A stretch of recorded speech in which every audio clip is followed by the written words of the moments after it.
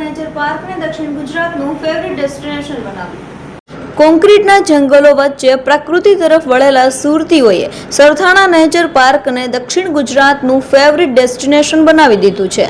તાપી કિનારે 81 એકરમાં ફેલાયેલા આ ઓપન ઝૂમાં ગત વર્ષે 9.5 લાખથી વધુ પ્રવાસીઓ નોંધાયા, જેનાથી સુરત મહાનગરપાલિકાને 2.57 કરોડ રૂપિયાની ઐતિહાસિક આવક થઈ છે।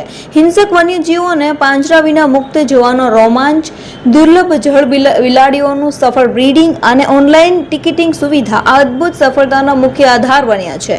તો ચાલો જાણીએ પ્રકૃતિ અને વન્યજીવોની આ અનોખી સફર વિશે। ગત વર્ષે 9.50 લાખથી વધુ પ્રવાસીઓના ઘસારા સાથે સરથાણા નેચર પાર્કે લોકપ્રિયતાના તમામ જૂના રેકોર્ડ્સને તોડી નાખ્યા છે। અને મને અહીંયા એટલું પીસફુલ એટમોસ્ફિયર છે, ઘણું બધું વાઇડ છે। એ બધાના ડિસ્ક્રિપ્શન સહિત હું મારી છોકરીઓને, મારા ભત્રીજા, ભાણિયા બધાને ડિટેલમાં બધું આજે છે એ રીતના વાંચીને લર્ન કરીને બધું સમજાવું છું।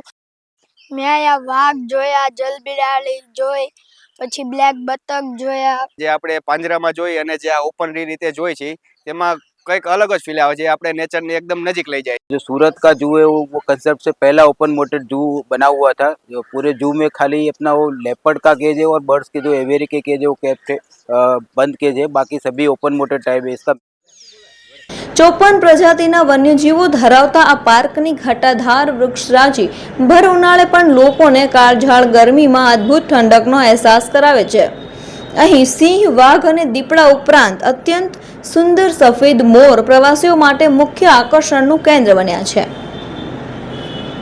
આ ઓપન ઝૂમાં દીપડા અને પક્ષીઓ સિવાયના તમામ પ્રાણીઓ ખુલ્લા એન્ક્લોઝરમાં મુક્તપણે ફરે છે। સેન્ટ્રલ ઝૂ ઓથોરિટીની ગાઈડલાઇન્સ હેઠળ ચાલતા આ પાર્કમાં હિપ્પોપોટેમસ અને હરણ માટે ખાસ પ્રજનન કેન્દ્ર છે। અહીં વૈજ્ઞાનિક પદ્ધતિથી 27 જળ બિલાડીઓનું સફળ સંવર્ધન કરાયું છે। એની ખાસિયત એ છે કે ઘણા જે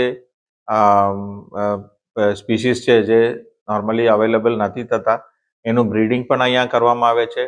ઘણા જે વાઇલ્ડ એનિમલ્સ છે, હિપ્પોપોટેમસ છે, ડિયર છે, ફોક્સ છે, એવાનું બ્રીડિંગ સેન્ટર પણ અહીંયા કરવામાં આવે છે।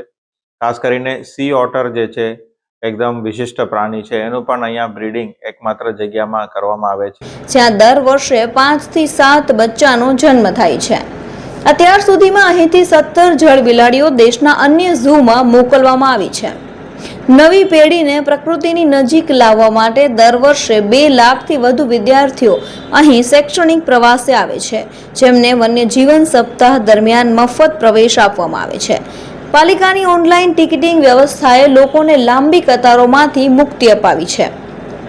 સુરતને પ્રવાસન નકશા પર મોખરે લાવવા માટે આગામી સમયમાં વિદેશી વન્યજીવો લાવવાનું પણ આયોજન છે।